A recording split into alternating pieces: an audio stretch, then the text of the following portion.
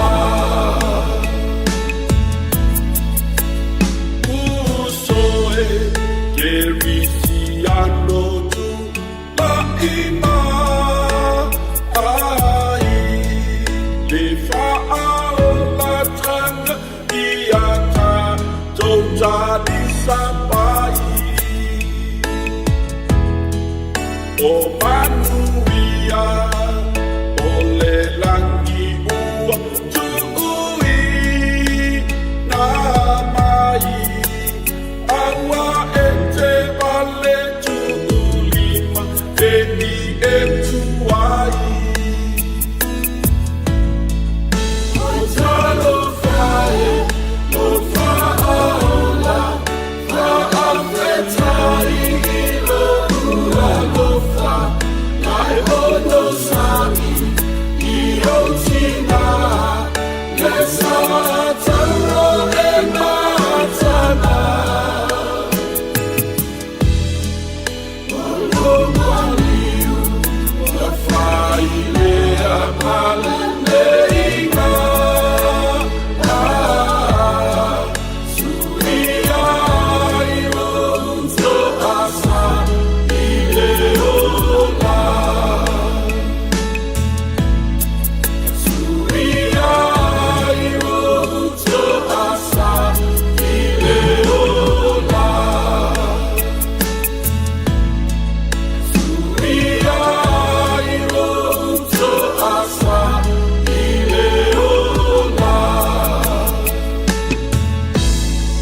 Manuia mene ia avea ia le na vi inga sa fonga ina malangi ina li sunga to ina ia mtafa pa ono langi mele usu ke shan pa pakula mumuli tuai fata lofa nei ta ia pa ia li tatu atu no ia tupu mone fa pulunga foi tu la fale ia me se ia fa tu mtausi sa wow ta poinga mau na tu ama tu I morto malau fa na talvo ia ai fa tili lava le fa talofa ia au na tofi le tu mo to fa tu mano fa so se to vine talofa lava ni si foi mau mai morto ngas ia mato go fa lo fa tu mana ia le vai ngalen ta u le vinga o le fa tai le sa tolo Keriso FAAMAONI ua sui le tosa, ua seu le tosa o le tua. Ia a mai lona alo pele o Iesu Keriso lona persona o le alo. Sau sei la vea ilo tato I lalo popo le ansala. Mata pena so wamanoa, ma so wamanoa. Mo le langi, ma le manuia e whawawau, I le Malaysi. Ma na ia whai mai le whai muli. Au uso Kerisiano, so se ngātu Fatu Tuu. Awana ye vale tu lima manuia e inisi wala to fai atu I tunga mauna la to vale tu lima sala enu na vale tu lima ya ede to umini aso tato so ifoma ona ai a yai manuia lea e fai doa ne tua tato talia ia manuia ya nei tayao wala nganga ma walalo ya fa avano meia sina minute o lo waso to no lo tavale lo mauta ya sei fa leo foi lo to wauna ya se fe au mena fionga de tua ya wale savalinga fa nganga ala tato talo after moleola tai mal malosi tai mo avanoa wa ala fa mai le pa ia le la tunu kalisia mainga wo ya mato mo nei tai a fo a waina manatu mai luiru e au mai mato nei tai ai ono lo fa ma tunoa lo fa muti vale ya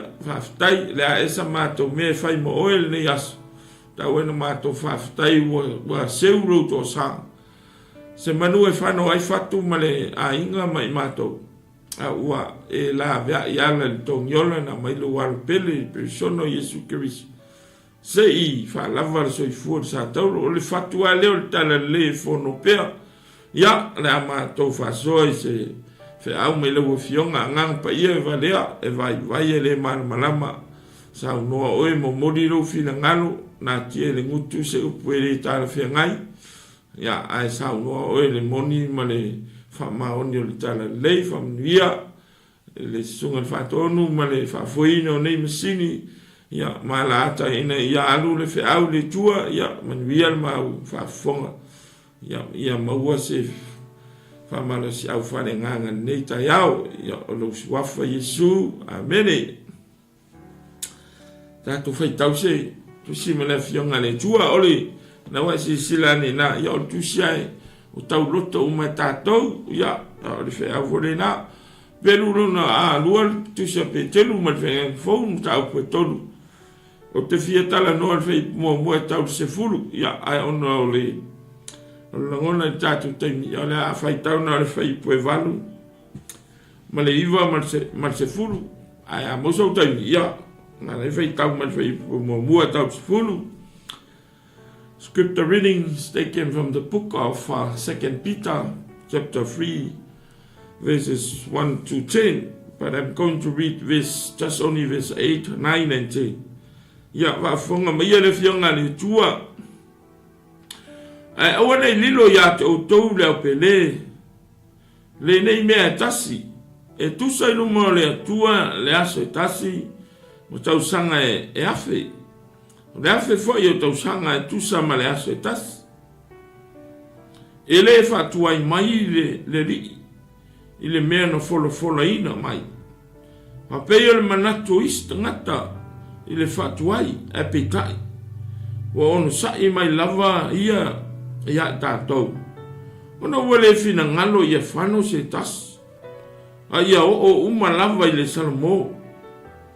a sau le aso le li e pe ngoi le po e mavae se ina ai le langi ma le ngolo tele e tea ese ai fo i le mea na whaiai ina ua mu o le lalo langi fo i manganuenga o iai le susunu ina lava.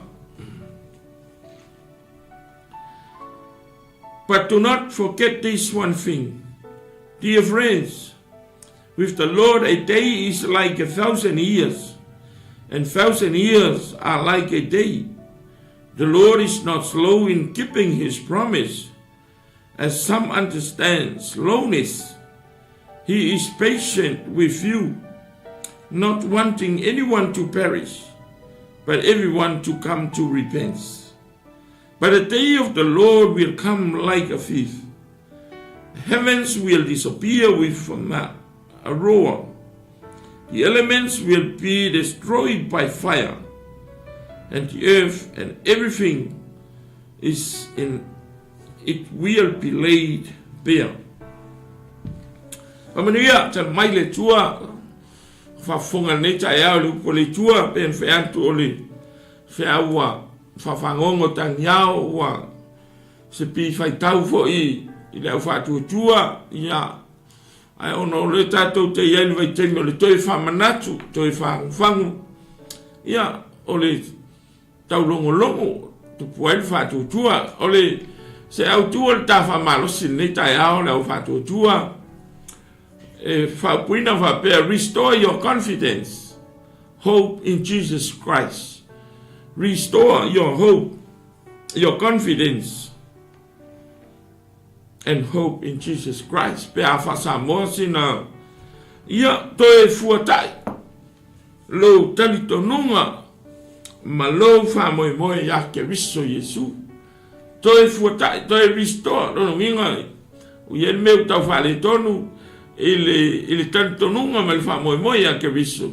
Al feable nei tai au e manao mia le toe restore e manao mia le toe fuata'i e manao mia le toe fa'alelei e manao mia le toe fa'amalosi toe fa'amaopopo lou talitonuga moni ma lou faamoemoe ia Keriso Iesu.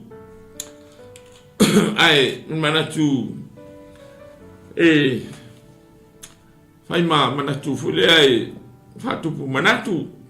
God is so faithful in his promises. Toi fai loia te oe o a FOLAFOLAGA le tua e FAAMAONI lava le tua. Your God, our God, he is so faithful in his promises. Ia ole tawhasoa nei tae au twital noa ili taupu leo. Nisi na vaenga ole fe au toi whamanatu ale toia ina o Peteru po le apostolo Peteru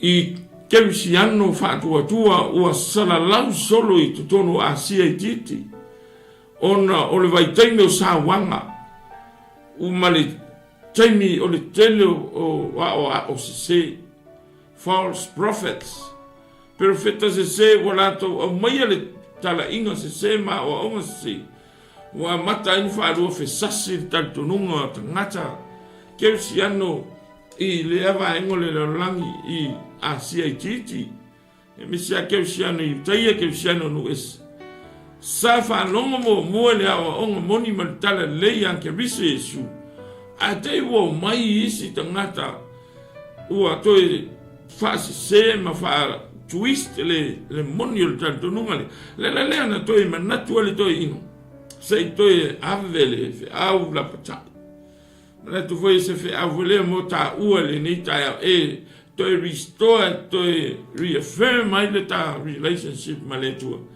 me se ale ta focus ma le hope ia Keriso Iesu talo fai a Peteru mana tu o voi Peteru o le so o le asa tele an fa vai te mi e maluia sua to ta fo i tu le ora tangata a fo e va vetele la talia ti a Keriso ai te mi fa fiti ai e te mi sa ta fa vai ai na to e mau mai a Keriso ina o to tu i ma to a mai ma to ri restore le olanga tama lea se iau oe ina ua fiesu le langia mai le ngang pai toi fa ato ai le soifua ngalue man Fatu Tuu Peteru le na le tangata le na sa fa vai ina ua fa ma losi le ngang pai ele i toi fa vai lava Peteru ai lea ua tusi ina ua tupu le whawhita uli Keriso Iesu tonu Asia ono sa wangan malo Roma ya ma le telefo ya o isi awa onga se mai perfecta se tonu utaia ma fa penana la tu toma fai e fa se le talitonuga ya Keriso a mese talitonuga i le toia fia mai Jesus second coming pe mta ua le fai poe whanu mta upu lea o le isu na le peina toe tala noa atu toe wha maa losi atu le toe ino Peteru po le apostol Peteru aua ne iau tau wha longo ia o onga sena i le toe fio mai o Keriso talo fai ma i le whamtalanga le upoto ma tu stala o le taimi lea ua e lo toe umise o la Peteru lai loma a lo fa pena fo ina sawa ina ma fa pui ai stam se va enga iti lo na ola na totoi na ia au mai ai fe au lea ai muli ane lo se taimi na fa sioti lo lea tangata Roma fa sa taure Roma e u lunga na vai e u lalo le u tu lo ne ngana le fatu le apostolo se to e fa manatu lava Keriso ia ua mata no ese ma Keriso fa mole Keriso Fatu Tuu ia Keriso ua to ese restore your confidence and your hope in Jesus Christ ma na ia fa le ia se senga Peteru ma Paulo tu si mal fa pui Roma fa malos to e fa manatu fa pena foi sia uso o le so sa muli sa fa fiti ai ina ua to fa malosia na to restore Keriso le ola Peteru la lia wa ai tato ele o tusi i Roma fa mole o le fasiotia pe tusi tai le Keriso Roma fa mole fi so an mai o te fefe te le fia o ti nei ele ai ua maria sacrifice le ola ma le olanga ia oti ai pe i le tala ingo le tala le ia Keriso a ia alu le tala le talo fai le ana fa sa taura esteni muli ane te tai el mar Roma e ui lunga ona awa e ula lolo na ulu e se le matau tio sa wanga no ai e ui ana poloka inalo na soifua tautua ma soifua tala at least ua alu le upu. Lena ua au mea tātou le whamanatu lea. Ala lea o se whi au mo oe le Keriso ua whaatua ia Keriso. A ua mata ona whaarua whi sasi rau talitonuga. Ona le tele whaatua tuanga se se. Ma talitonuga se se. Mai a o se se. Ma a o onga se se. Faina tupu le teimi lulua i Kalesia Yerusalema ia maasia titi Samoa e le ua tātou tilo le nei vaitai wa amata ona sao wa amata ona tupu le tua inga whawhita uli le na tusi mai tonu o le whare pui e le eise se fia kusi sikala lei pe anawa te le fia tala noa mai te fie sau tua lo tainga ma to lua ma whanau fie mo le freedom. How about Peter and Paul? Fatu sacrifice o la to roto pe oti a ia alu le fe au whamanatu. Talo fai a leo ta fa soal nei tai no man via ai nisi Keriso no ese mana Jerusalema me utai manu ese ai te manatu se whamanianga foi lea mo ele tangata Fatu Tuu. Leanga lea wanga i mai ia mea ia na tala noa ai Peteru. Lena whaina ai Peteru. Ina ia mawhai. Ona lapa tai tātou tā pena ai oe. Tā pena ai au. ma aua ne I whaaseseina lo tātou talitonuga. Yes, Peter was in Rome, in prison. He wrote to Christian believers in Minor Asia, to warn them to be aware of false teachers and false teachings, heresy, who twisted the truth of the gospel of Jesus Christ. Ole fatu le na mal faamoemoe le na ole tusi lea se lue Peteru ina ia whamanatu tau tuana promise ale tuana woman fai atu tutua ina pipi ina ola ina aua nei whasese ina o tau. Be confident in the true salvation. Ma ngai ia salele. Ole tangata ua loto atu I le tua malana wala au malana tala ing. Wa ai le whaola tanga na woto iei aua tau tau ese man whaola tanga. Behold and be confident in the teaching of the Lord's return. Ile whawhita au lira o tupu I tonu ke siano ia. Wa mai awa o se wa mai awa o se. Po heresy talitonuga vapena ua latou challenge le promise a Keriso Iesu. Wa umana whataoto wa umana o ina latou e toi a fio mai Keriso. A te wa mai kamai au. Fesiri le au Fatu Tuu I tonu a 𝚟𝚑𝚎𝚑𝚝 ma mesa iei Kerisiano.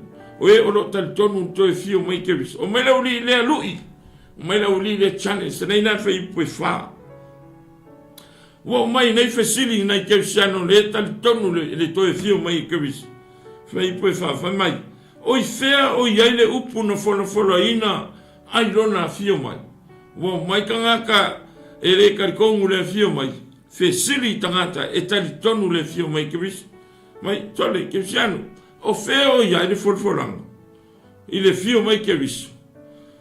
Awa talu ona mo moe le au ngata ma ua tu mau pea o mea uma talu ona fato a faya. O mai ka mai a lui. O mai fer ko kat ko ngunga. Nko FOLAFOLAGA ne e fio mai Keriso. La lau feo ki makur ke le o ngaku pulang.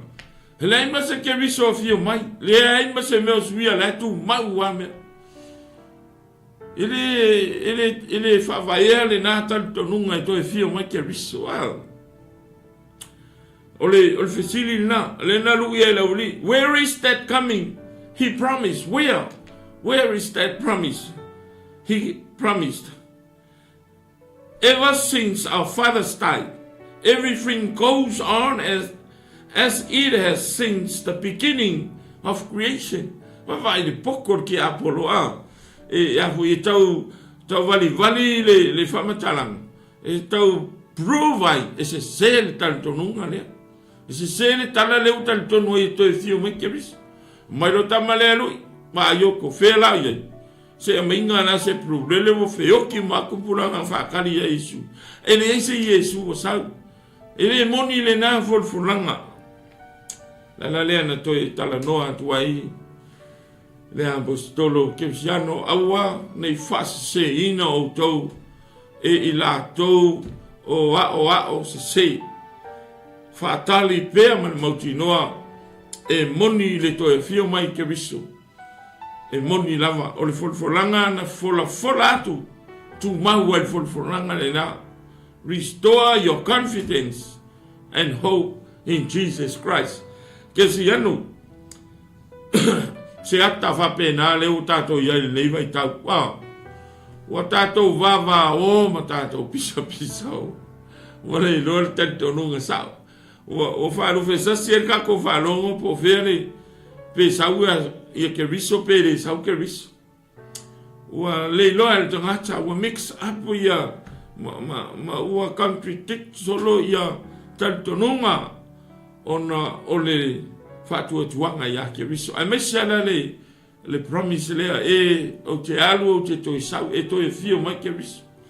Lea la wo mai la wo ia lu ia la Fatu Tuu. Mai le tu stala la to ina lo o Peteru o iai o ia Roma wo sauni molona maliu. O lana toi tusi atu Kerisiano follow up le Fatu Tuu. Wa ai o tau ke fiano Fatu Tuu ia Keriso. Restore your confidence. Toi fuata'i lo tau talitonuga mahu ai na. Le mea na folafola e Keriso le mea le na aua tau te talitonu iaʻoa onga ma talitonuga sesei. Pei whape na. He encouraged them to persevere in persecution. Kasi lea iei lea Peteru i taimi o sauanga. Lea pui. Ona o suafa Keriso. Wa loka. Sa uni mosi na taimi ona wha sa tauro lea. Oti whamaturo. Nei loa lava i Peteru. Le tūlanga o iei lona ola. A o lona fatu. Sei toi follow up. Sei toi back up le tala le leia Keriso. Sei toi whamanatu. Awa lava nei o tau o ese. Awa nei o tau li liu. Ua tau mawhainati a Apollo. Whao ngā mai perfecta pelo. E twist le truth for the gospel. Sa moama tātou Fatu Tuu ne veitai. Sorry. Pei leo tātou iai la veitai. Le mea na tupu le nātai. Leo e whafonga. Lunga le media ua le masino le tele o mau awa onga. Talitonuga. Ua sau whasolo atoa. Ua tau au ina lui ai. Mai isi e le tau nuu le nā mea o le toe fio mai Keriso. No second coming. Mai isi ua sau Keriso. Ua umana o mai Keriso. Ia te le whamasino po whele. Ai sa moa ma le au Fatu Tuu. O le tusipa ia o iai le mea moni. O whelava le talitonuga pau le mea ia. Wa ai le talitonuga moni. Ma le folafolaga moni. Ma le fatu le tala le rei. Ale, mai Keriso. Aua tau teo ese ma le talitonuga. E ala i le toia fio mai o Keriso. The other purpose of his encouragement is to let them grow in Christ and mature in Christ. Ole tusi na ave mo Keriso o tala lawi a 𝚟𝚑𝚎𝚑. Wa ipo le tusi volea mo elsa mo i New Zealand. Sa mo Australia medico po vela vatato te moa. Ole fatu leo le tusi ale apostolo Peteru. Ia tato matutua whanenganga ma ia tato wola ia Keriso. Ele ngata in tato talitonu le talaleleia Keriso. Ma ia tato wola ina Keriso. Ma ia tato matutua whanenganga ia Keriso. Asian meta waina matutua ma ola ia Keriso. Pauana le aiki mwhai ona defend ma FAAMAONI false teachings and false prophets. E poko foi ki Apollo e mimilu e twist o mea ngā ki Apollo le fai. Twist le upu moni le tua. E sau whao ngā mai le tangata, sau le tanga anua tangata, sau matongi mai lea. Wo ola le teimi, wo tau au na malu e rua e toi mani mawhau whauar ke visiano ia Keriso. Mana ia toi whamanatu. Ia manino lau whaafafonga ke visiano. Le angai e le tau fia le si whaafonga le si luka le media. Wa ai pe align le leile teaching ma le upo le tua. O nei vave whaisau filifilinga. Filifili le upo le tua. Le anga o le iai tu waha. Le ta ua Peteru. Pe a whaita to te se filifili. O le tala noa Peteru. Ile whasalanga ma le tu waha. E o iai tātou. Ia pe a whai. E tātou te toi o ese ma le talitonuga moni. Lana le mai e ta whasoa nei tai. Our Christians, you have to restore your confidence and your hope in Jesus Christ. Wa kele le mau mea ni e vai kemi. Ta mau ainga mea le tino o awa onga ma mau tala inga whātou sina solo mai o fianga le larolangi. Ia, it's up to you o le tangata ia malano filifilinga. Ai o se whamanatu o le tala le lei ma le tualalo. Toi whamanatu ma toi whaleo atu le fatu o le whiau o le apostolo Peteru. Ina ia tātou tā ofi mau le talitonuga moni. What God has promised, it would be fulfilled. Oa God is so faithful in his promise. Pe tupu pe le tupu fuata'i pea. Iei le taimi le atua. Alfasiri. If you tala noa le nei taia, how to restore our confidence. Whawheona toi restore lo tātou talitonuga. Confidence i a Keriso. Ua mautū lo tātou talitonuga. Ai ua mata na toi malepe ane ua sosofa ya ua onga se. Ai misi anu ta upu lea ele toi fio mai Keriso le tu se Peteru le lua. Ua mata na le talitonu itanga. Ua mata na fase se. And how to restore. E tolu la mea ye i. Ele fai upu lea e iwa. Fai upu iwa le la tala noa nei tai. O ye nei me ta ua e tolu nei la. Mea na e toi restore ai lo tātou Fatu Tuu pe a fai ua lutia, pe a fai u faasosoina, pe a fai u tau whawaiwai, pe a fai u tau le talitonu, pe a fai u tau whasese le u Fatu Tuu ma lo talitonunga. Ia Keriso ma lo toi fia mai ono tele o nisi o awao. Ia, e nei mea i e tolu fisoswani atu moe, pule al tangata ia. Ai mana ia nei mea i e tolu ta ue Peteru e whapena. How to restore our confidence. Me mo mua pe ta ue vang mo mua fa yupu na iwa. Keep the truth of Jesus' promise. Keep the truth of Jesus' promise. Vang mua fa mea. Mele tala ele fatuai mai le li I mea na fola ina mai fa pei le manatu is tangata ile fatuai wa umana won a lewa watu le la patainga mal fa malosi ke siano ele fatuai mai ke viso le awari ia na watu fa ya to ele to sau ke viso le wo fa ya to fa mai ke viso ele fatuai mai o le wo to empower le wo to encourage atu o ma fe au na ave mo ke siano ia fe au vole mo el ni tai au ina se ia fasi se ina se ia toi fa malosi tato au ane fasi se ina tato pe a fai ua e fa lua fe sasi pe fai mo tau fa vai lo talitonuga ile toi fio mai Keriso fa auto vole tala le apostolo Peteru tusi ma le taimi o fai pui Roma mata ma fai tala sa uni oti ai fai mai ala na toi tala Fatu ele fatu ai mai le ile mea na fola ina mai. Keep the truth of Jesus' promise. Ele fatu ai mai a fai na fola ke viso e toi sau. Ta ofia ina ele fatu ai mai. Mana ia fa pei ole manatu o istangata ile fatu ai. Le awali ia mo fase se ina e talitonuga se o lo lato manatu e le to sau Keriso a fa mai le apostolo le ai o to te fa longo ia e le fatuai mai Keriso. The Lord is not slow in keeping his promise. Ele nau to ino Peteru se to fa fanga atu le maule se to tu watu la na sau no anga fa malos a le fa sa taurina en malorum ko mai Peteru Keriso ele fatuai mai Keriso. The Lord is not slow in keeping his promise. Jesus is so faithful in his promise. What he has promised, it will be fulfilled.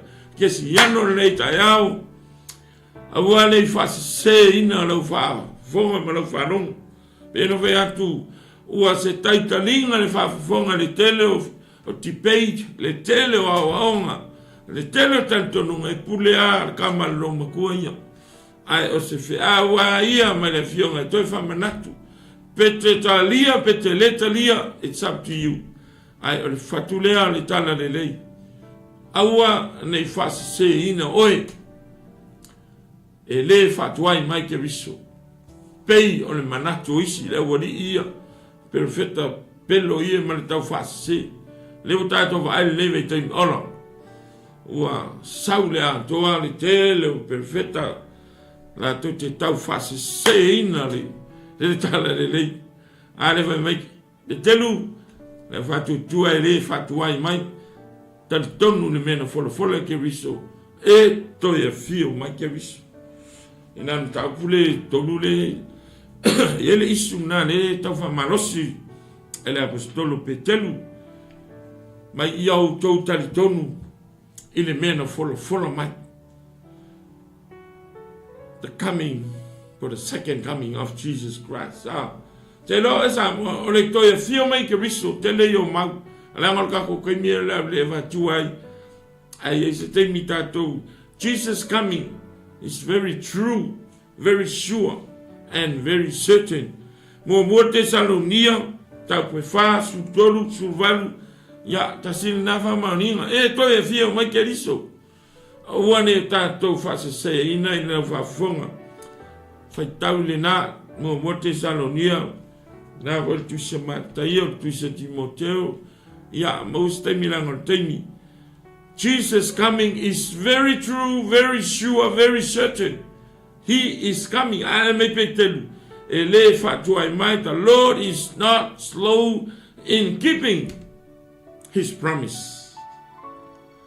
Kangakai pepelo, or kangakai polo misi ai fatau nu. Le tuelos tangata pepelo ai.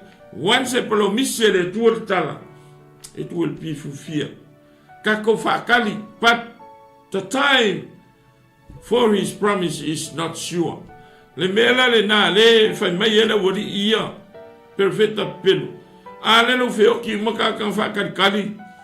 E fai poi fa a feo ki mlei me se meu suia le lang. Ele sa war ko Iesu ngan ko kan kong le wo o matato vai tai. O le ala vatato te fatal tat. Ya e mai ia le tala Peteru ioe o mauti noa a le taimi ele o mauti noa. Jesus coming is very sure, but the time is uncertain. Mene awane I vave ava te vave fiu tatou e fia pupua e fiu ngo fi se fatali pea. The time of His second coming is not sure. Ai le loa le angelu ai le loa e seisi. E o foi a Keriso mai le tala tu stala na o lo utama na te lo le taimi maleasu. Sawe le atali o le tangata Keriso male Fatu Tuu. The time is not certain. A fai wa fiu na tu au fai langi ele ia fiu mai a Keriso au te poli. Tato fiu tato fai atu fotunga mau ele sawe Keriso au te poli. Ane fai mai te salonie Paulo I le karisi ele te salonie. Ile mta upule le na fa mo mote sa fa su to su van aya e to tu o e na fa tali a u hoti ya Keriso ba ila ya fa to a va to le ta to ku sa pe uma ta to a nga to pulanga le tunga ma wele sa Keriso. Don't worry, Jesus promise will be fulfilled.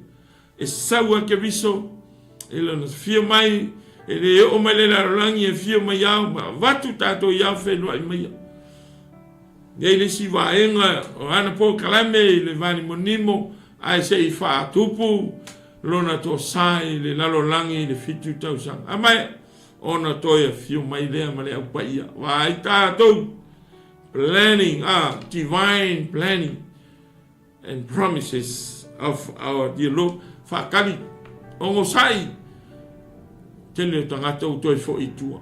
Tele tangata Kerisiano wa amata na toi fa vai. Wa fiu e fa tade le sau Keriso. Le anga le fai me Keriso a fa loina lo to no fo e fa tadi meia. Ai o ngalu lui. Ele alu lo fa tanga ngofo lo ele ko e fe me le fe au foi tanga. Let go and serve the Lord. Different areas of His ministry.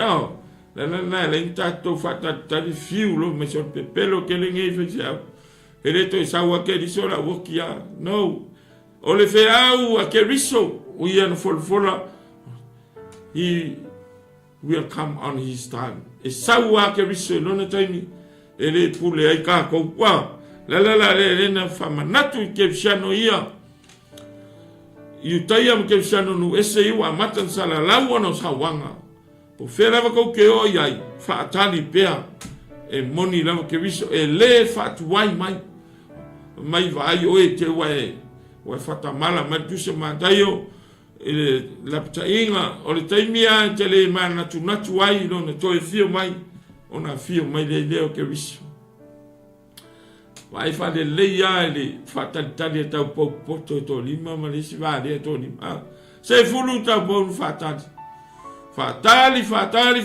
le si lima o moe loa o fio fa pena se ata o fe au o fataoto mo tātou le nei vai taimi aua nei fiu lau fatali tātou o tangata fatalitali pete o mai ale pule le tue lo soifua e le fia mai Keriso don't worry anu mai fia le tunga mau ua save matu mau lo fa tanga le restore lava lo confidence one day you will be resurrected ole e tu fatasi ma Keriso ona e manuia fatasi le ma Keriso ia ole ebia la pole enkol na le ta na noa mai e Peteru awani fase se e ata tau ia wa onga se perfecta pelo foi mai e le to e sau Keriso pule alta ngata ia I lana talitonuga ai o fe aule na to e whamanatu ma leisi mea langa le ta ua lava le fionga le tua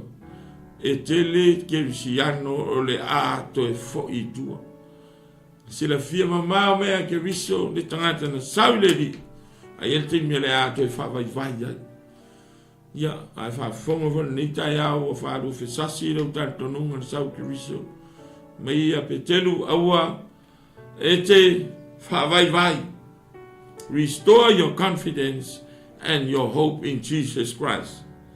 It will be fulfilled. Every promise will be fulfilled.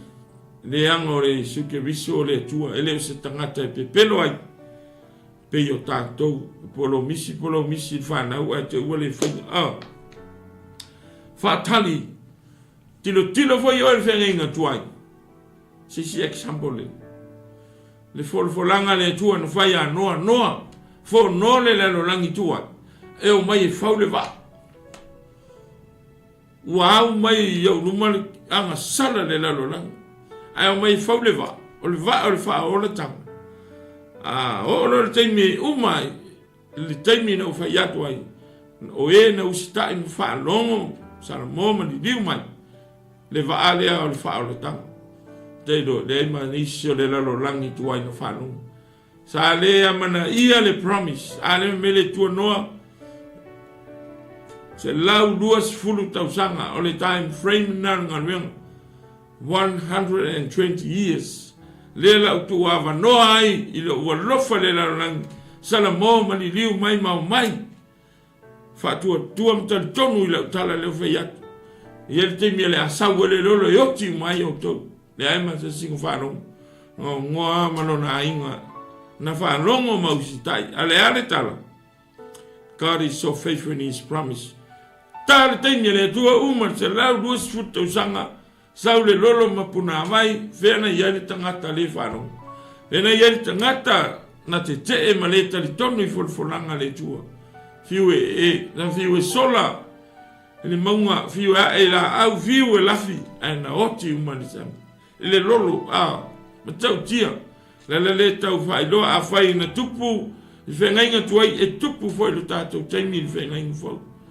God is so faithful in His promise lea lava e whonoa le whe awa li tala le lei pa lia oe pete manao ai pete le manao ai ai oninga e tau nuu lava le polo misia le tua le na time sure unsure but His coming is sure ne weta ua ina le matai lusu fafa I pefito ni sign wa sign e loa ai o le afio mai Keriso ale tala loa yo so matai lusu fafa I pefito ya na maya masang e ka ko si ka wo le singu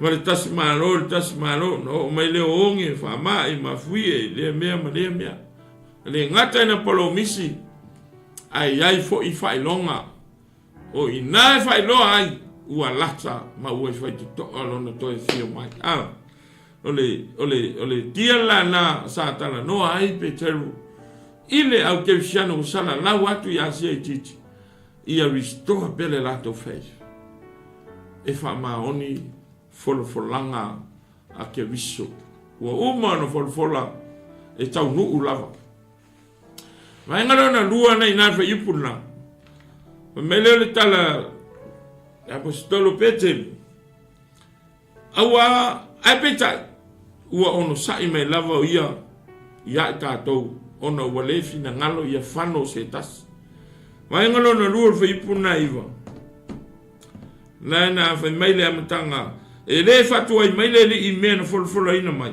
fa pel manatu istangata fatu ai mai sena me e le fatu ai e sau lava Keriso lon time ai pe tai ua ono sai mai lava ia tatou ona wale fina ngalo ia fano se tas ole mea lona lua e fia mafa na vaengala ole opportunity keep the opportunity mua keep the confidence lua keep the opportunity ta ofi le avanoa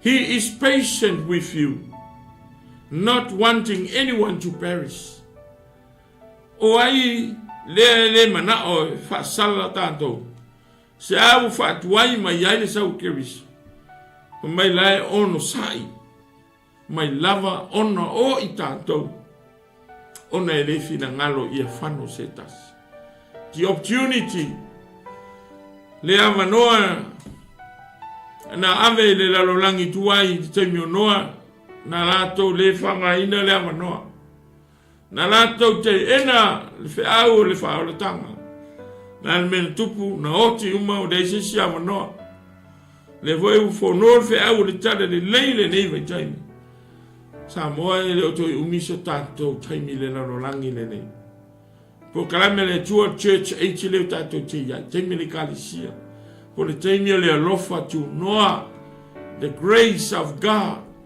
through Jesus Christ o le whaola tanga le na le ai no le anga le lalo langi le tato te olai o le lalo langi le atua na whaia o le mea wa tupu le lalo langi ua tomi nei te sākangi ua o le pule le atua na ia tu watu ai ona o le anga sala ai to tono le lalo langi anga sala o lo Fatu Tuu le malo le kinto ma le atua le ia lana tala le no le na wana au mali liu mai tangata our calling is to preach the word, the gospel, the true gospel of Jesus in order to bring the people from the sinful world into the kingdom of God.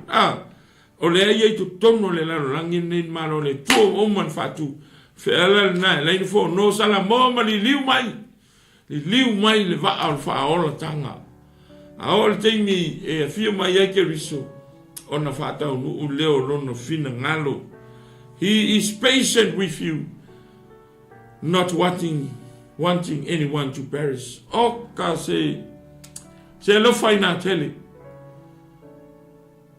talanga just pa ia persona le tuo le alo me lo le tuta matau lo tama o lo fautua ia tama o lo ono sai ma fautua mo tatou o lo ola se tu mai se si avanoa se i sala mo te le mana o fano fatu te le mana o fano sina te le mana o fano tavita e la si la fia le lei mai tatou e le tua but the opportunity la etala noa se isi avanoa fatuai le titi mai lona to sa se tu se si avanoa le lana e fa longo le pule tua e te mi ta pe se ko kiki se fa malie lo to fao se fa malie o manao se ko kiki o le tala titi o le tala vau se tele fa tau nu me o manao le tino nei ia e pule oi ai va ai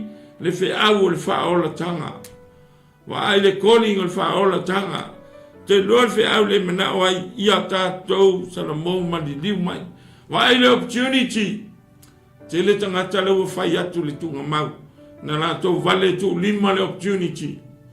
Wa lewa na tatau na tu ia le ola le siaso. Fo ngor fe au kala le ke enga. E le whanongo lava e le tadia lava. Ke ia la vea ka vale oki. Ke ia le moe pe fatu woti. E le i whaola ina lava le nganga. Ua misi le opportunity. Ai ale ma oa. Ma la salo. Le opportunity na watu e le tua te mau ainga. E ola ina te iloa le tua. Ia ua manatu pride. O ia e ana mea. O ia e pule mea uma. Wa ai maua lalo i tangata le opportunity na ave na te iloa ai le tua ma tangata. Na misi. Ua pride. Lele mena o iai na e mai se oli. Wa ai ta ua le au Fatu Tuu le opportunity. E le titi te mile tu toi. Wan se te whalongo e ia. Fe au al whaolatanga. Ta ria Keriso. Ta ria Keriso e whai ma whaola. Wa ai ta tau le tele. Ai la tau na misi. Wa ai tau pou e to lima.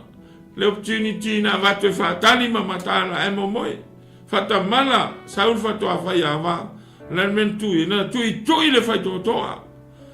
Ka kala mai wha mole mole, ma fio atu i tonu tau tamanga. Le ale tala le pule tau tamanga, tale i loa tau. Oi fafo, you missed the opportunity. Le wanoa na watu tau te mataala ai ma whaatali au ma tonu ma. O le ata o whata oto whapena Keriso.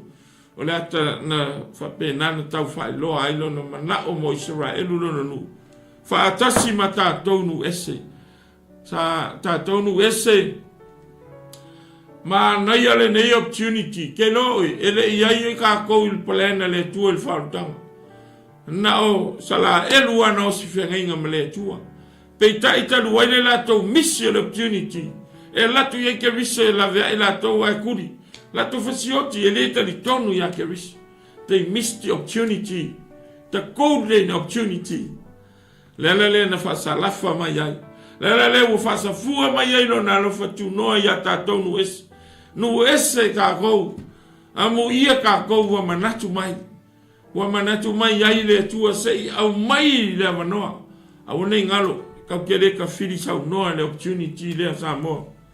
Maltala tu stala Paulo le kalisi Roma e ia le taimi tau te le toi whalongo ali tala le ia teimi toi fo'i me ia tala le lo no Israel e teimi e le toi me whai aino toi maua sa misi le opportunity le whalongo e ta li ai le lea o le tua lalo ma le fono le tala le lei wa ai le opportunity wa ai le amanoa te le nisi tangata wa leva no tu ia Keriso fai do toa te tala mai lo roto te tala mai nga ku mai a Iesu le la fia kausanga nak le toa lo roto open I want to come in sia me mana o Keriso a leva mai o te le mana o e fano se tasi ele mana ore tu e fano sanga tangata e to tasi ni fai leanga wanga sala tangata ale me yone todos bono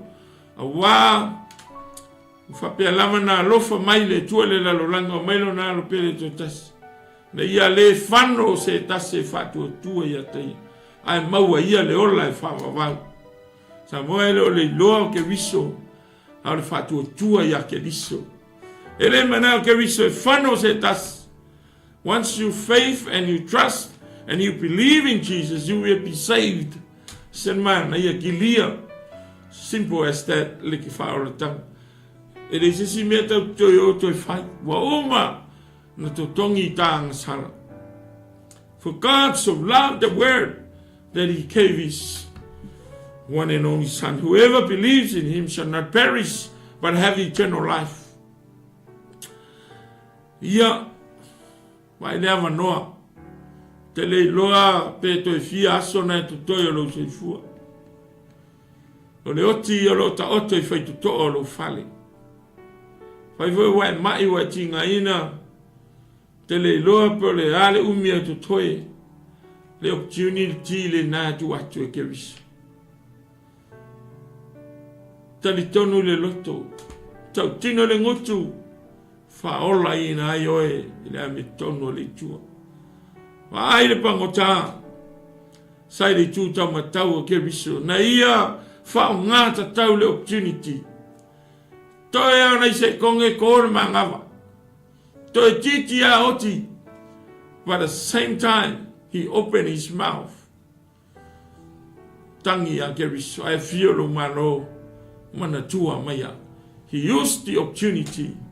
Ai ale si au kamasa de siku. Na tele I whao ngā ina le last minute. Le la oki a whai mai. Whai atuia. A mele tamalea. Wa tonu la ta sala o ye nei le sa. Su a fiolo malo. O e ta otolo moenga wa tinga ina. Tonu vero ta vale. Por na foi whaila lunch. Mo wa ste me te mata mai ai. Wa ai le opportunity. Te wa misi mai vale tu lima. Man wia ia o le tua. E le to ia sisi ama no ai tua atu le oti. Te le to ta tala le tua sisi opportunity. Pe a to le manava le tangata. This is the time. Fa ipu fa parangi masani ai o tau. Le poto le ngana time and tide is wait for no man. Samoa male uso matu fafine he le fakali pokalame le tua ia oi. Le wa vatu le opportunity ti fa longo ai mai li diu. Ai le fatali mai e pule le tua. A faya te le ilo nei Keriso lano nei. E le ilo fo yo Keriso lano. A tangata yan tui ta ue ma te yo a kanga kaloku. Kanga ka sa faya fa mano longa. Sa faiva venga. Sa perfecta I sua fo Iesu.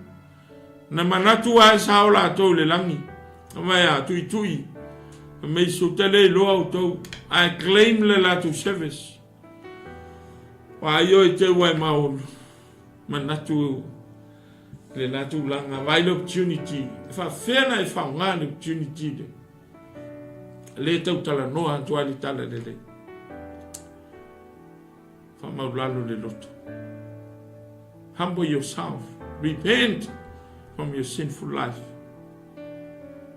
Open your heart and invite Jesus to come in to be your Lord and your Savior. O lato uma wena Fatu Tuu matalia ia. Na ia watu ia ele manuia o leola whaava. O lewa ia Keriso ia te ia leola. O lewa ia te ia lealo ia te ia leola. A o lele ia te ia lealo. Le ia te ia leola. A ele stala na mai. A le toa sa. The wrath of God is upon you. Promise na of young ale tua. But pulle lava oi. Ava ai opportunity. Te ua tele opportunity e te whanga. Whai ai. Mea e te mana oi. Ai o mea e whano ai oi. Mana ia sema so taimi. Sema so taimi. Te rua whale lei mane atua e ala ia Keriso. Mele vaenga lona lua. Ai pe tai. Wa ono sai mai lava o ia ata tau. Lai ono sai. Mo oe malo to lua ma la whanau. Tau la whanau whautanga. Tau whanau la whanau whautanga. Le anga e moni le lang. E moni fo I se ori. Peiwa. Whatalinga tuli le whafonga. Peiwa. Pape na le ta whalongo ma le whafonga I ia tala. Te doi. E matautia le to sa le tua. E le whawhewhe ina tātou li tala le lei. Au li tala le lei e tu atu I ta pena ai oi. Ne yo o mai le to sa na e manatu lea. O te lei whalongo a li tala le lei. Wa ai le opportunity. Our time on earth is very short. too short. Te leia nei tangata talavau. Vai le alu al maliu le alu al nei tai. Usin ta oto atua moe ma feotia. O isi sa matamata al TV oti. O isi na alu al ta vale paka kuare. Isi nga whakafa i kua oti ai toni nā. Feo iai e iai le oti. A esere mana ia le o mai ia le vala au. A ua e fai se filifilinga le amanoa. The opportunity. Restore now your confidence and your hope in Jesus Christ by using the opportunity. Fa ngā le leila manoa le ati soi fua maulai. Manu o maua lo wa manoa. Isen mana ia. Male maun muli Roma valu to sufa. Sina mau mana ia. O ke viso ia na maliu au to tu mai lava ia. O lo le tu tamatau fo i o le atua. O lo fautua fo i ia mo tātou. Wa aioi. Wa oma ona sau ke viso le la. O oma na alu di sa tauro. Tau matanga ofo le soifua ma le ola ia matu wafasia. Mana ia le pesele sa usu le tau whai a pa o. I inga sa amata le tātou. Taro whai le sa tauro. Taro whai a ke viso na ofo lon soifua. Mele e ki shano o te vale tu lima le amanoa. Whalava le amoa. Se iola. A te noi. A le voi ta ua le tu istalo. Paulo le kalisi Roma. Fai mea. Fai ye ke viso. O leile langi. A fai me lo li tu tau matau. O lo fautua. The advice. A lo fai. Nana le me Peteru lo fatuai le titi mai. Lo tuai lo na to sa. Ina ia awa ne fano setas. Ea. O le lo fale na ke viso. Se tua ina alofa na ia seu le to salon tama. To sa se manu sa e lungo fatu. A ua seu e ke viso le to sa. Ina ia ola oe. A faina seu e ke viso le to sa ia ola oe. E le mana oe fano oe. A fa fena la vea i oe mai le to sa lea salmo. Vainga muli. Ole saunoanga lea Peteru na ave mo ke shan na rafe mai na ia le fanus tas mai a ia o uma lava ile salamo sele ina ngalo tato tua mai ina ia o uma lava ile salamo mana o tato salamo la mea o salmo. Peitai ua ono sai mai lava ia tātou. Ona ua le fina ngalo e whano se tas. A ia tātou o umai le salmo. Salmo o lo li liu ese me le o langa o sala. Lo o langa tuai. Ai tātou whaasanga i le tua. Ala lana wha manga longa ma lana wha aolotanga. What is repentance? Repentance is turning away from sin and self and looking to God for forgiveness and salvation. Salmo, ilo tanto volanga, to ilalo popo le ansal. E tanto fasanga ya ke viso, mo lana fa mangalonga, malana fa aolatanga. Repentance is the key to success. Te lo oe le salmo ale. Lea sa fono le whenga tuai. Ne ua whala au noa. Whai tangata e salmo maririu mai whau vale o le ata vole nā le whenga inga whau. Ina ua sau ke riso. Fono fo ke riso. Sa whenua ia aing whawa aiolo no no Israel. But the message sale sa fono ke riso. Repent. Tusio evangelia fa o le ki ale. Salamo maliliu mai. Ua lata mai le malo le tua. Salamo maliliu mai. Ale tele tangata isala edwele salamo. Fono atu salamo e mai fisioti Keriso.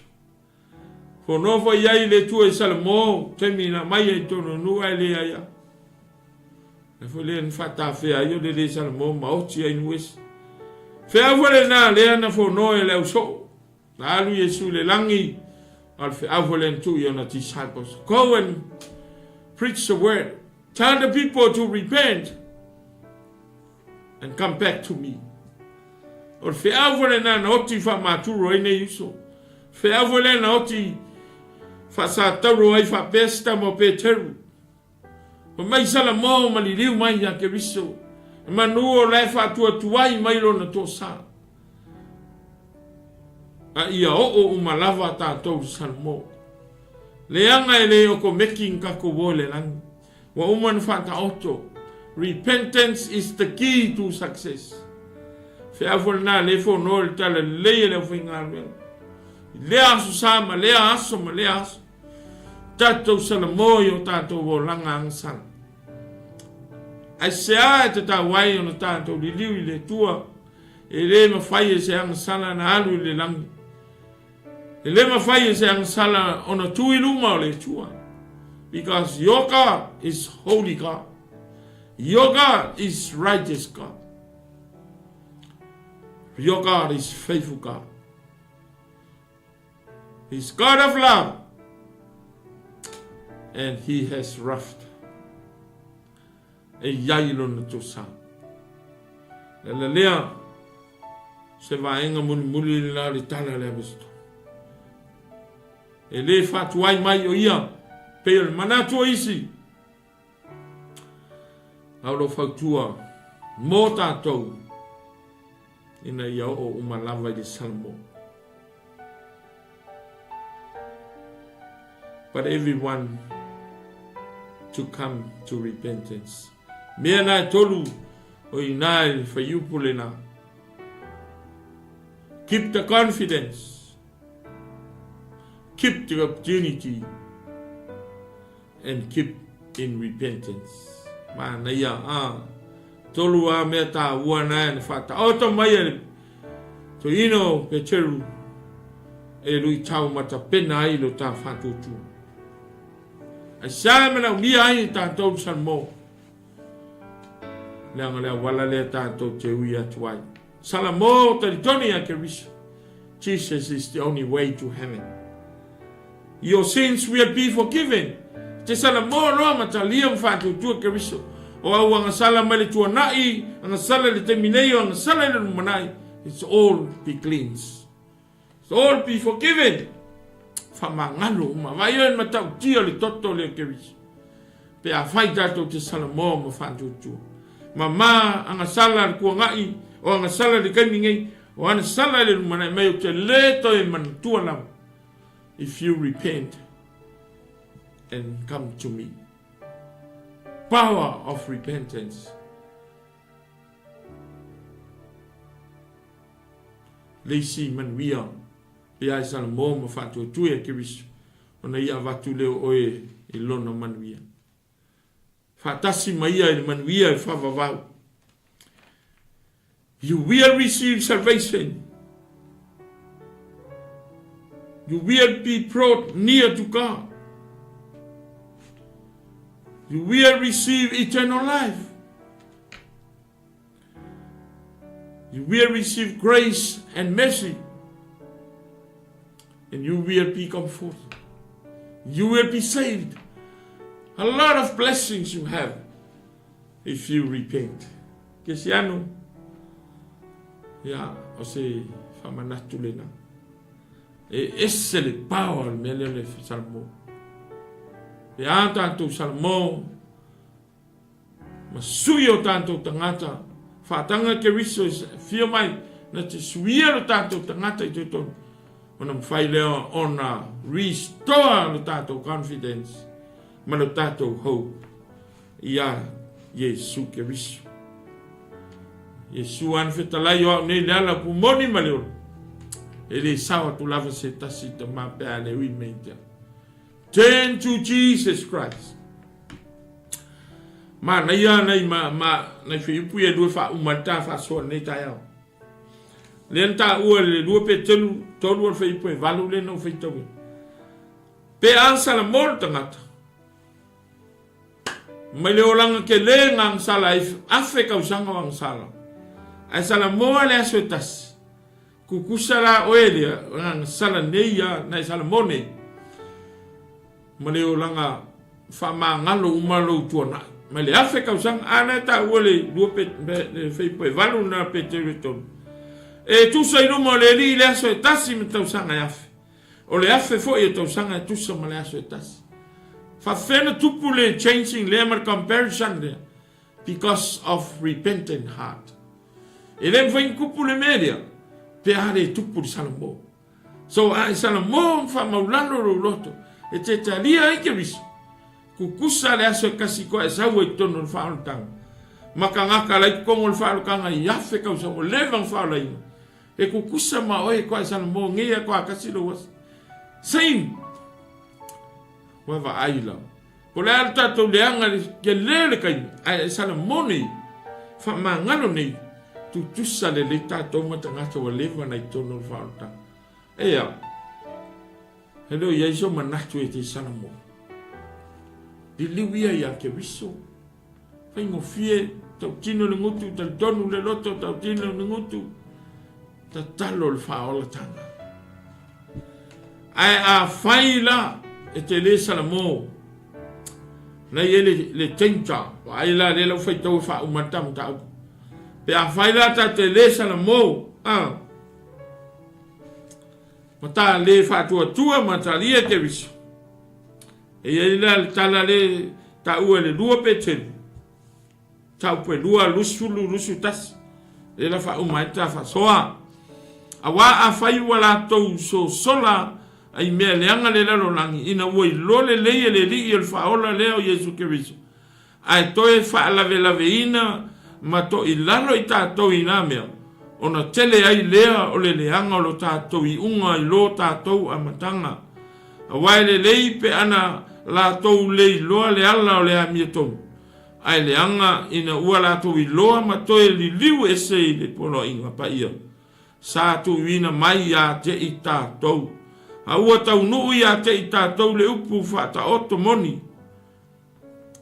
Ua toi foi le uri lona lava pua inga. Ile malea o le puaa.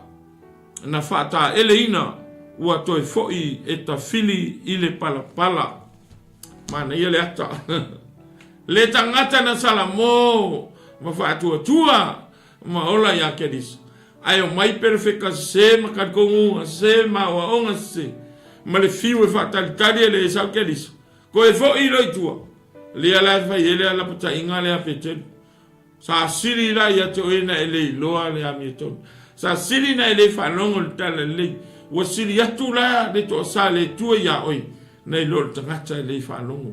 Wa ayo ele whawhea e whatu lau savalinga. A fai wa tato iai to tono le whaonotanga. Stay there, remain there. Tencha. E makau kia. Aya. O mai ua sili aku rane.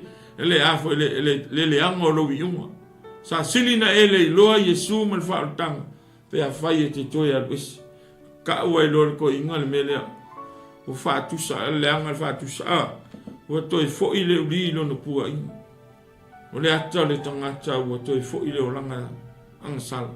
Savali. Ona. Tu mau ngalue ya Keriso. Ai kaia ai whawhika uli ma toi whawai mau awa onga se man mau talitonuga. Male whawai. Ona savali le tua wale savali luma are mai. Ua tusa o ia male uli ua toi fo'i lona pua i. E sen matu ya o upo le whatusa. Iai ta ua. Pe a ta o ese male ta faamoemoe ya Keriso. Le si whatusa. Ua whatusa iai pe ia o le pua tu lau le ngangana. Ua toi fo'i a palpala. Ko a umang whaka ele.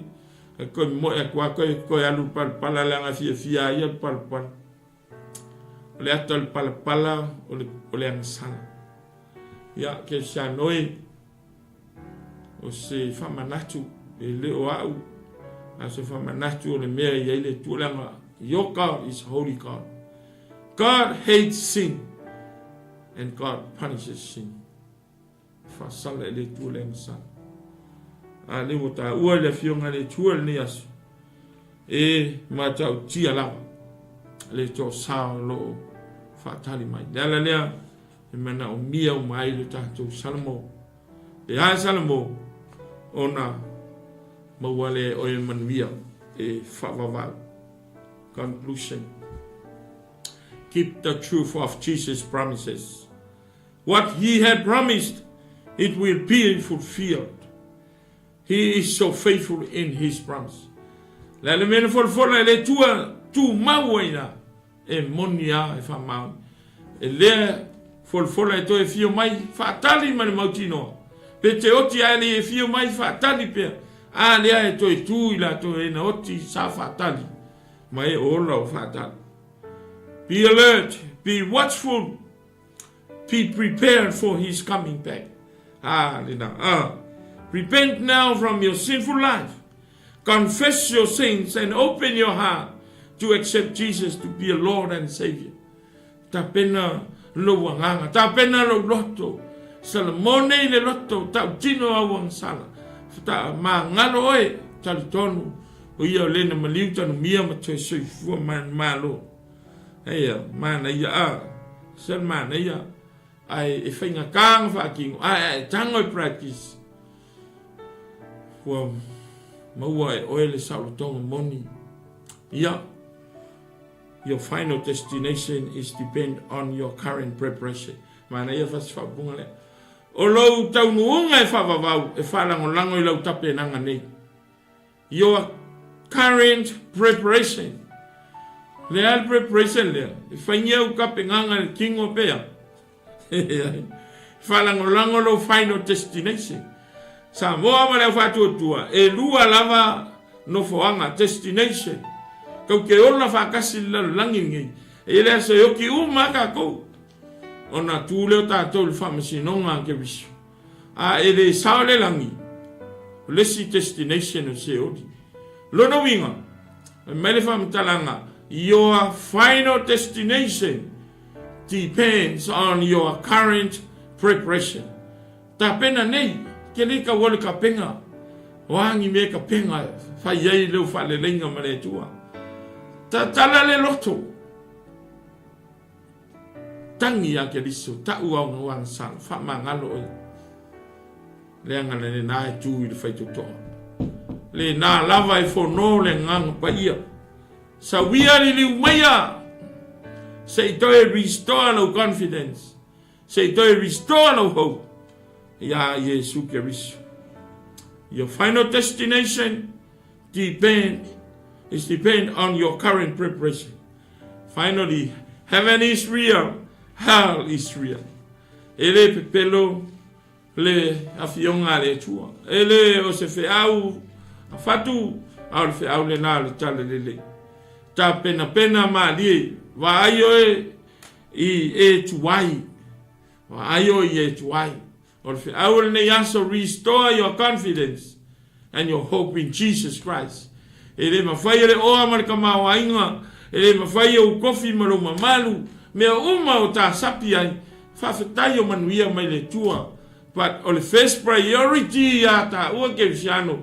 Ma se isi ele Italia e Keriso. O Iesu Keriso. You need to repent. Restore your confidence and hope in Jesus Christ. How? By keep the confidence, the truth of the promises. Not only that, keep the opportunity. Le opportunity mau. Te wa fao se si lo wa no. Tuli lo ai lo manu sa tuli ya e ai lo manu. Wa yo ko fo I kua. Mai le tala Peteru. Pe ala o ta tou. Pe ya o le liu toi fo I le pua inga. Pe ya o le pua o toi fo I le pala. Pe a fai. O te la unga te wo toi fo I tuai. Le ang sala mali. O le atale na. Ya mali me muli. Keep in repentance. Mea nai toru whata ua mai au Peteru. E ta pena ai le ta restoration. Jesus is the Lord of restoration. Surrender yourself. Humble yourself. Repent from your sinful life. Open your heart. Invite Jesus to be your Lord and Savior. He is the Lord of restoration. Come now to Jesus to restore your confidence and your hope in Jesus Christ while you have time to decide. Heaven is real. Hell is real. In Jesus' name. Amen. Paftai telele tua la ua fiong pa ia. Paftai la ua una Peteru. Au iai tonu le pui toia na yaso on fasa tauro lea. Ai paftai le tua na oti fa maturo la ua una. A ua alu le tala le lei a 𝚟𝚑𝚎𝚑𝚡. A le wo o mai a Samoa ma le lalolangi atoa. Paftai nei au una na oti fa maturo Paulo, Peteru, Iakopo, ma Ioane, ma ilato uma. O e na tau a mai al fea foi lea mo fatu ma matou. Ia i se tase te mana o whaola le nei aso. Wa ai le opportunity le tua. Tu i pēr lo nganga. Sala mo ia maliliu manua maua le amanoa. Le tua umane whai loa le au fionga le nei aso. E le i seisi e mawhai o na sao i lo to sa. Ia alofa ma moni lau fe au le tua. Awani o matou whatala le amanoa. Matou whalongo ma le poto, whalongo ma le usitai. Ma ia matou whalongo le tala le moni a Keriso. Awane i whaasese le matou whalongo. I le tele o aonga se ma perfecta. Pelo wailunga o le ea lātou te wha. Pe nana wha i lolo lātou foi sila fia. E pule ale tangata i lana filfilingi. Ua e whai loa o e lava e te moni mai FAAMAONI au FOLAFOLAGA e tau nuu lava. Ta maa whamanuia lau a whiong pa ia. Whamanuia ia ua whionga.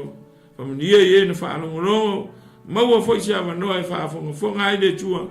Ia ma sia atu le whiau le tala le lei o le whiau e o lai. E leo se whiau se tangata po se lotu o le whiau o le malo le tua. I whaafitai mo le whaonga le vai ma se le atoa. Ia whamanuia, lea foi se upu a lape se ngangana ua sala. Le whai tā whaafonga se ua tunu. E mei se ngang pai whamangalo lea uauna. Whamanuia le pulenga sunga ia pasta mai kureta ma le nei awanoa. Ia maua pele awanoa e whatafe atua e le whiau leola. Ina ia ola ma ola atili ai leo Fatu Tuu. Manuia le neas. Manuia Samoa ono Iesu. Amene, amene. Aftai le whafonga mai, aftai la tau e komeni mai. Ia, sila fia le tua whamanuia te le atu, lofo te le atu. Pei loai foi la stofi pea pule lofa le tua. Ono Iesu, soifua.